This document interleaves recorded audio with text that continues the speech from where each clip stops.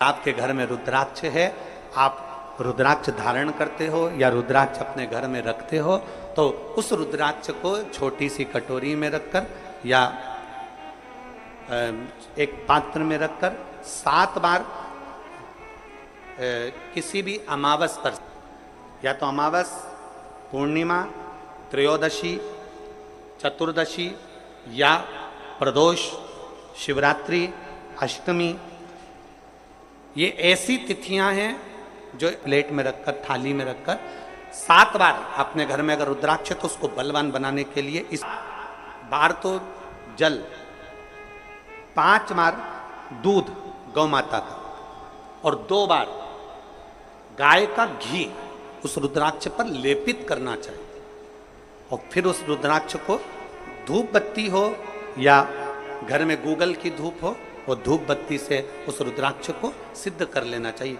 कुछ नहीं आता ना, शिव का नाम लो, श्री शिवाय नमस्तुभ्यम बोलो और उस रुद्राक्ष का स्पर्श कर कर अपने गले में धारण करते हो तो गले में, पूजन में रखते हो तो पूजन में, या किसी कार्य सिद्धि के लिए रखते हो तो कार्य सिद्धि के लिए अगर हम सिद्ध कर लेते हैं तो वो रुद्राक्ष हमारे जीवन का सबसे श्रेष्ठ रुद्राक्ष हो जाता है।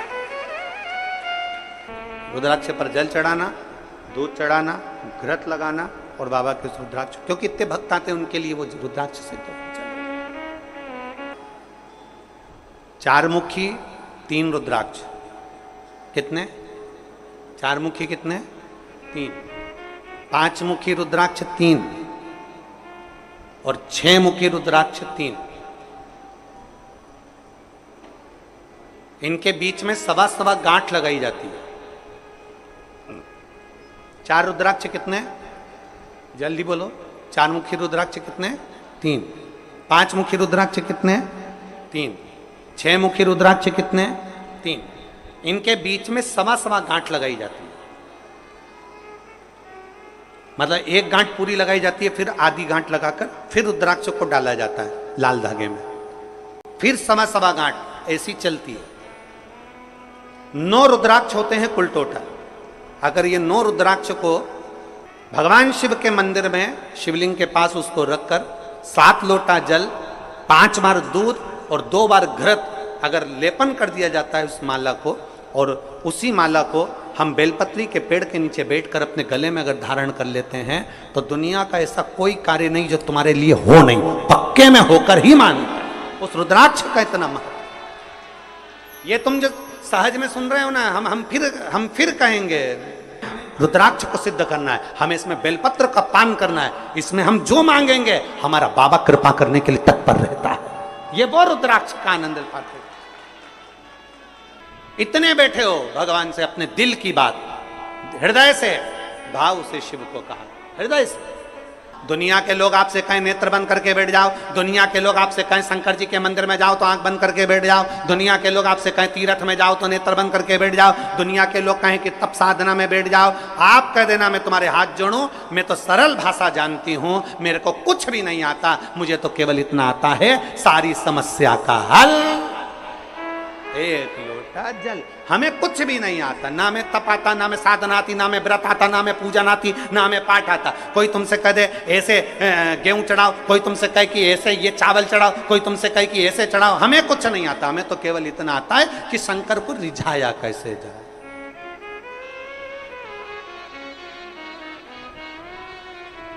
हम भगवान शिव को किस तरह से रिझा सकते। और फिर निवेदन करूंगा, जितनी सरलता से, जितनी सहजता से आप शिव को रिझाओगे उतनी सरलता से शिव रिझता है, उतनी सरल।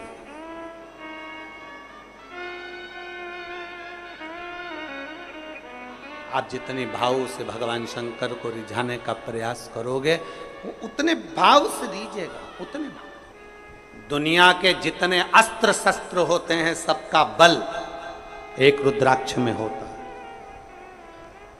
सबका बल एक रुद्राक्ष के अंदर होता है।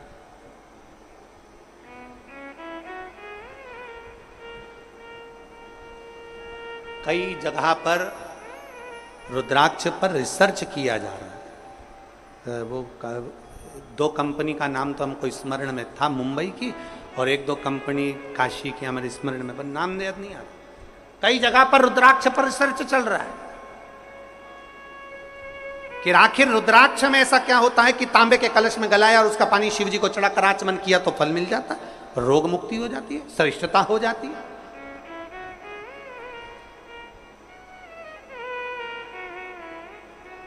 उस रुद्राक्ष में ये सब बल क्या आया?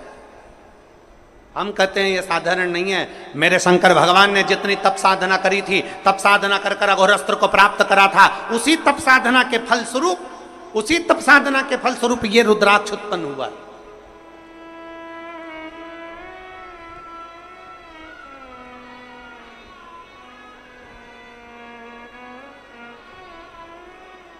जैसे शिव मंदिर में, जैसे आप लोग जाते होंगे शंकर जी के मंदिर में, तो ये तो शिवलिंग हो गया, ये जलाधारी हो गई, ये जलाधारी है, ये शिवलिंग है। और जलाधारी और शिवलिंग के यहाँ, शिवलिंग से लेकर जहाँ से पानी नीचे गिर रहा है, आप पानी यहाँ चढ़ाते हो तो ये घूम के यहाँ से नीचे आ जाता है। आपने जल यहाँ चढ़ाया शिवलिंग पे तो जल घूमकर यहाँ से नीचे आ जाता है। इस जगह से नीचे की ओर आ जाता है, इस स्थान से।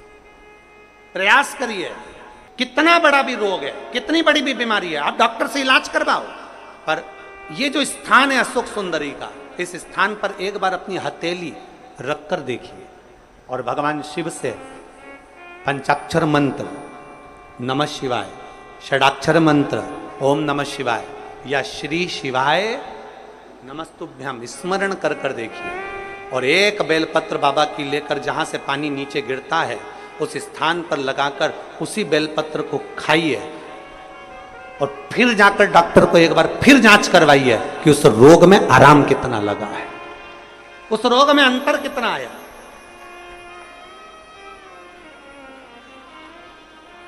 वो सहजता नहीं महाराज, वो शिव है, शिव ओघड़दानी है महाराज, ओघड़दानी।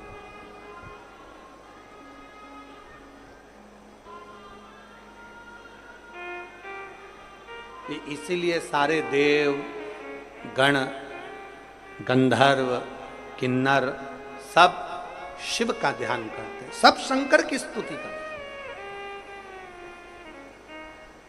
देव हो, गंधर्व हो, अप्सराएं हो, किन्नर हो, मानव हो, सब शिव की स्तुति करते हैं। वो कहते हैं ना, देव मुनि भगवान शिव की स्तुति, भगवान शंकर की स्तुति सब,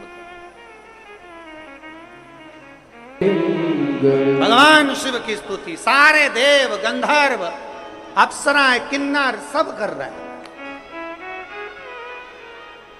क्योंकि शिव अपने पास कुछ नहीं रखते, शंकर सब दे देते हैं। भगवान नारायण ने कहा बैकुंठ, भगवान ने दिया। भगवान नारायण बोले लक्ष्मी, शंकर जी ने दे दी। ब्रह्मा जी बोले ब्रह्मलोक, शिव जी ने दे दिया। इंद्र बोले इंद्रलोक, शिव जी ने दे दिया। तब भगवान शंकर से स्वयं ब्रह्मा जी ने पूछा तुम कहां रहोगे? शंकर भगवान कहते हैं जो देने में सुख है वो लेने में नहीं है, मैं मृत्यु लोक में कैलाश पर जाकर निवास करूं। सब दे दिया। और जो व्यक्ति सबके लिए करता है ना, जो व्यक्ति सबके लिए जीता है ना, जो व्यक्ति सबके लिए करता है, सबके लिए जीता है ना, सबसे ज्यादा तकलीफ, सबसे ज्यादा दुख और सबसे ज्यादा ताने उसी को सुनना पड़ता है। जो सबके लिए करता है ना उसी को सुनना पड़ेगा। जो सबके लिए करता है ना उसी के ऊपर उंगली उठती है। जो सबके लिए करता है ना उसी के लिए लोग गालियां देते हैं। जो सबके लिए करता है ना उसके लिए लोग आक्षेप अपशब्द कहते हैं। जो कुछ भी नहीं करता ना लोग उसको अच्छा मानते हैं, कितना बढ़िया बेचारा, कितना बढ़िया बेचारा, क्योंकि वो कुछ करता ही नहीं है ना। जो करेगा ना सुनना तो उसी को पड़ेगा, जो आगे बढ़ेगा ना सुनना उसी को पड़ेगा।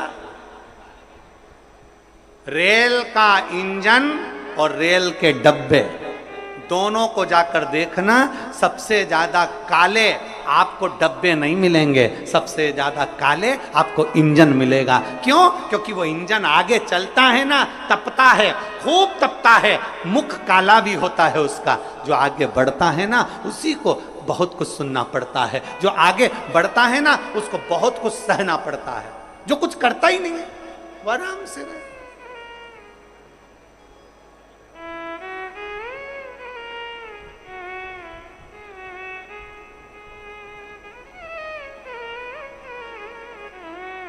आज पूरे भारत के एक एक शंकर जी के मंदिर में लोग एक लोटा जल चढ़ाने जाते हैं।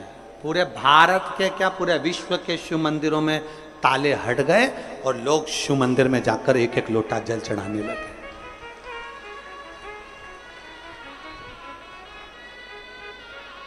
दुनिया के लोगों को ये खलता है। पहले के लोग क्या करते थे, जितने जितने लोग थे वो इतना इतना अपना खुद का इतना प्रचार करते थे कि दुनिया के लोगों को अपने पास बुलाते थे। मेरे पास आओ, हमारी पूजन करो, हमें पूछो, हमें जानो, हमें भोग लगाओ, हमारे चरण पूजो, हमारा नाम लो, हमारा फोटो लगाओ। अब दुनिया के लोगों को समझ में आ गया फालतू का ढोंग प्रपंच में नहीं पड़ना, अब तो केवल एक ही काम करना है, बोल बम का नारा है, सारी समस्या का हल। अब सारी दुनिया के लोग शंकर के मंदिर जा रहे, शिव की स्तुति कर रहे।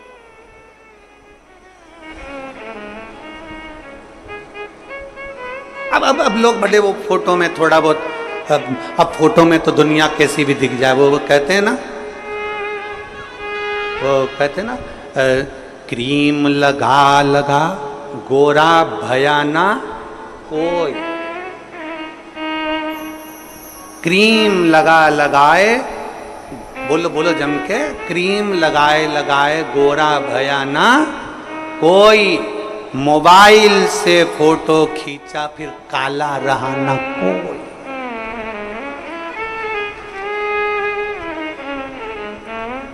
आजकल के मोबाइल में ऐसे ऐसे फंक्शन आ गए, तुम कितने भी कैसे भी हो, बस फोटो खींच के उसको थोड़ा थोड़ा ऐसा कजन क्या कर दो, फिर वो कहते हैं ना, क्रीम लगाए लगाए गोरा भयाना।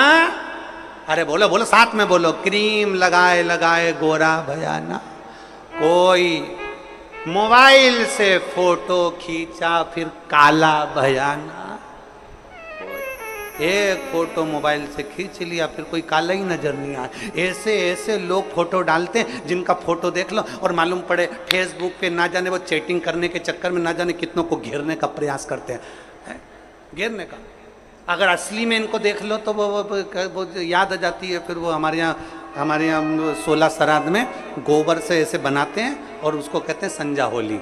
फिर उसको फिर हम लोग गाते हैं, छोटी सी गाड़ी लुढ़कती जाए बाँ में बैठी संजा माए संजा माए। फिर हम लोग वो गाते हैं तो उसमें बहुत सारे प्रसंग आते हैं, फिर वो प्रसंग सम्मुख में आते।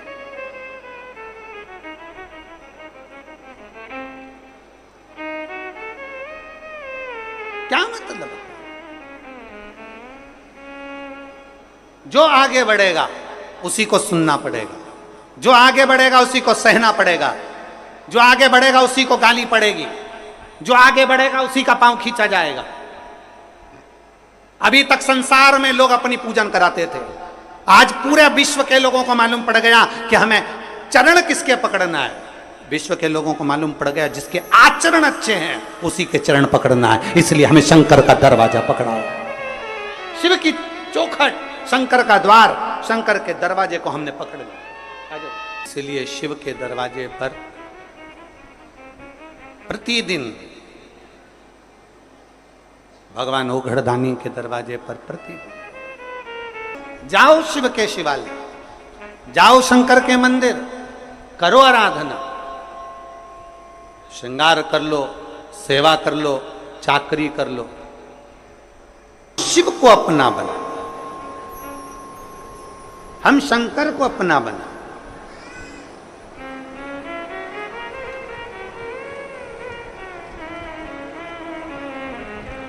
हाथ पर नहीं, दिल पर हमारे शिव का नाम अंकित कर ले। श्री शिवाय नमस्तुभ्यम जब हमने अंकित कर लिया तो हमारे हर पल, हर घड़ी, हर क्षण, हर श्वास में शिव रमेगा।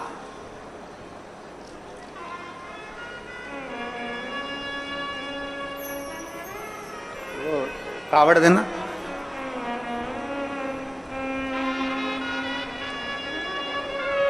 कावड़ देखिए आप लोगों ने, ये कावड़, इसमें दो तो पानी के कलश रहते हैं, दो पानी के लोटे रहते हैं। भक्ति की डोरी बंधी होती है और एक बांबू, एक बांस लगा रहता है। इसमें मूलतः डंडे का प्रयोग में बांस का प्रयोग किया जाता है। इसमें मूलतः इस कावड़ में डंडे की प्रयोग की जगह बांस का, बांबू का। इधर छत्तीसगढ़ में क्या बोलते हैं? बांस बोलते हो, बांबू बोलते हो? बांस। महाराष्ट्र में बांबू बोलते हैं इसको, बांबू। मूलतः प्रयोग होता। अब जब हम इस कावड़ में अगर देखें तो सबसे मुख्य अगर कुछ होता है कावड़ ले जाने में तो वो बांबू होता है, बांस होता है। और बांबू का जो पेड़ होता है, बांस जो होता है, उसमें थोड़ी दूर तक अच्छा रहता है, फिर गठान आ जाती है, फिर थोड़ी दूर तक अच्छा रहता है, फिर गांठ आती है, फिर थोड़ी दूर तक अच्छा रहता है, फिर गांठ आती है। बोलो देखा कि नहीं देखा आप लोगों ने? बांबू में जगह जगह पर गांठ आती रहती है और बांबू अंदर से पोला रहता है। कोई कोई बांबू, कोई कोई बांस ठोस भी होता है, पर कितना भी ठोस हो बांस, उसके अंदर थोड़ा ना थोड़ा पोलापन रहता ही रहता।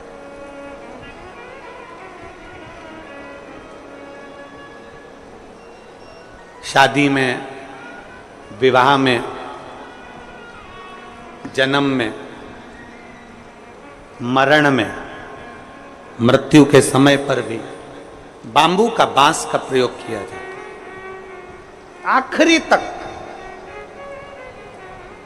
और कांवड़ चढ़ाने के लिए भी जिस बांस को पकड़ा जाता है, जिस बांबू को पकड़ा जाता है, जिसमें दो कलश बंधे होते हैं, उसको हम पूरे समय अपने हाथ में, कंधे पर, दोनों कंधे पर किसी भी तरह से उसको लेकर सावन के महीने में शंकर जी के पास जाते। उसका कारण क्या है? क्यों, किस लिए?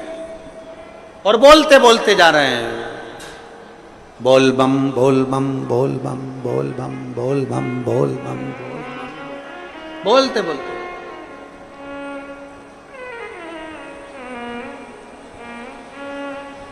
एक श्रीमद् भागवत कथा सुनी आप लोगों ने? जम के बोलो जरा, जम के। सबने सुनी है भागवत जी? भागवत जी में एक प्रसंग आता है कि धुंधकारी बांबू के अंदर, बांस के अंदर जाकर बैठ जाता है। 7 दिन की कथा होती है। 7 दिन में धुंधकारी फिर वो बांस के 7 गांठों में से बाहर निकल जाता है और उसकी मुक्ति हो जाती है, उसका मोक्ष हो जाता है।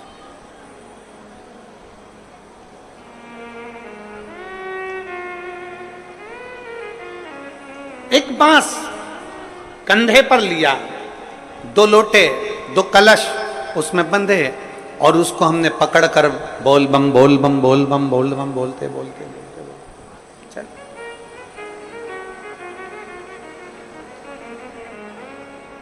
आखिरी में हम जो बांबू पकड़े हैं, जो बांस पकड़े हैं, वो बांस की महत्वता सावन के महीने में क्यों हो जाती है?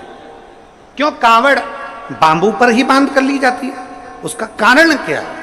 उसका केवल एक कारण है, हे देवाधिदेव महादेव, इस बांबू